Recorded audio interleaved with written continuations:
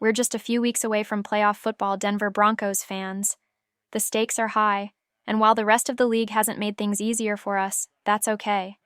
Here in Denver, we like doing things the hard way. Today, we'll cover the latest injury updates on Riley Moss, news about Joe Burrow's key players, an interesting weather report, and more.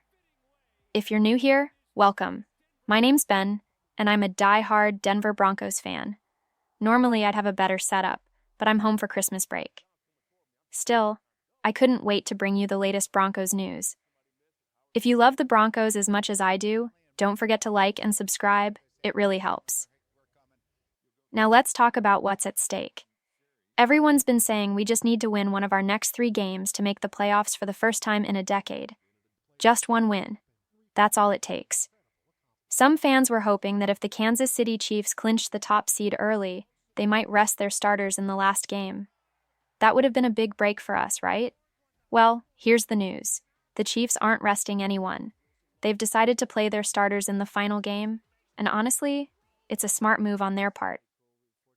I've said before on this channel that it was unlikely they'd take a full week off, especially since they'll already get a bye week if they lock up the top seed. It reminds me of when Peyton Manning and the Colts had the 1 seed under Tony Dungy. Momentum matters, and the Chiefs clearly aren't taking any chances. Back when the Indianapolis Colts had Peyton Manning, they struggled to regain momentum after long breaks, especially in the playoffs. That was before the NFL introduced the 7-team playoff format, where the top seed gets a bye. For the Kansas City Chiefs, this means they could go 25 days without playing if they rest their starters, and that's just too long. So, what does this mean for the Broncos? If we want to make the playoffs, we've got to earn it by winning one of our last 3 games. And honestly, that's how I prefer it. A team that loses 3 straight games to end the season has no business in the playoffs. If we can't win one, I'd rather miss the playoffs entirely and get a higher draft pick than limp in as a struggling team. This situation is actually a great test for the Broncos. Playing the Chiefs with their starters gives us another shot at Pat Mahomes, Andy Reid, and a team that barely beat us last time by blocking a last-second field goal. We match up well against them, especially at home. With Mile High Stadium packed and rocking, it's going to feel like a playoff game. Now imagine if the Chiefs had rested their starters. Fans who bought tickets might have tried to sell them because who wants to see a half-hearted game? But this is going to be an electric atmosphere, and the Broncos need to give it everything they've got to get that win. Stay tuned because there's more big news about the NFL and the Broncos' upcoming game. Let's dive into it. Let's talk about the Bengals game. Study on the game plan and make sure we all come remember out the rough victorious. outing Von Nick had against the New York Jets earlier this season. A lot of people who didn't watch the game just look at the box score and think, oh, Von didn't play well. But those of us in Broncos country who actually saw the game know the real story. The weather was a nightmare. The ball was soaking wet, making it feel like it was 2 pounds heavier. Even NFL analysts mentioned that throwing a wet leather ball is like throwing something completely different. Despite that, Von actually outplayed Aaron Rodgers in that game, which says a lot. This weekend, Von will face similar conditions against the Bengals in Ohio. And let's be honest, Ohio weather can be terrible. The forecast for Sunday: heavy rain and wind, gusts of 15 to 25 miles per hour.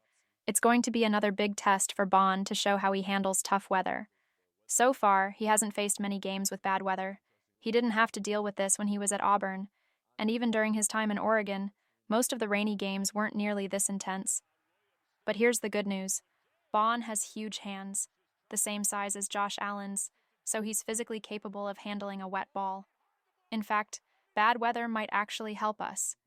When the conditions are this rough, the team with the better defense usually has the advantage. And as we all know, our defense has been stepping up big time this season. This game will be a great chance to see how Von performs under pressure, and it could be the key to securing that much-needed win. Now let's talk about the Bengals' defense. Honestly, it's been as weak as a turnstile. If it starts pouring rain during the game, I think that'll hurt the Bengals way more than it'll hurt the Broncos. So, let's hope for a torrential downpour in Cincinnati. If the Broncos can beat the Bengals in a messy, rainy battle, we won't even have to worry about how much we need to beat the Chiefs the following Sunday. A win in Cincinnati means we clinch the playoffs right then and there. Looking at the Bengals' injury situation before their last game against the Browns, Their report was packed with names. While we haven't seen this week's injury report yet, it's clear that they're dealing with a lot of issues. On top of that, the Broncos have a huge scheduling advantage. Here's why. The Broncos are coming off a 10-day break, while the Bengals are on a short week with only 6 days to recover and prepare. This is exactly why Sean Payton wanted that flexed game against the Chargers. He planned for us to have 9 full days to rest, recover, and prepare for this critical matchup. And don't forget, the Broncos are currently the second youngest team in the NFL. That energy and youth could give us the extra edge we need to capitalize on this moment. This game is going to be a big deal for so many of our young players. It's a chance for them to gain experience that will shape their future in the NFL. We've got Jonah Ellis, Chris Abrams-Drain, Devin V, one of Bonnick's favorite targets, and of course, Bonnick and Audrey Issei. It's amazing that even this late in the season, 5 key players from last year's rookie class are playing major roles. And it's not just the rookies. Players like Riley Moss and Quinn Miners, drafted just a few years ago, are stepping up too. These are homegrown Broncos, and this game will be a defining moment for them. All season long, we've seen how the Broncos respond to losses. They use it as fuel to come back stronger, and that's something we can all be proud of as fans. I think they'll take the sting of that Chargers loss and channel it into dominating the Bengals this week. One thing the Broncos need to start getting right is the ground game. In the NFL, we hear a lot about 1,000-yard rushers, or guys like Saquon Barkley chasing 2,000 yards. But for the Broncos, it's about finding consistency in the run game and setting the tone for the playoffs. This week is the perfect time to start building that momentum. It's crazy to think that the Broncos aren't even on track to have a 600-yard rusher this season. That's something we absolutely need to fix. While we obviously can't change that in the next 2 games, this is the time to see if someone can step up. Could Audrey Issei be the lead back if we give him all the carries? If he shows potential, great. If not, it's time to figure out a plan, whether that's through free agency or the draft.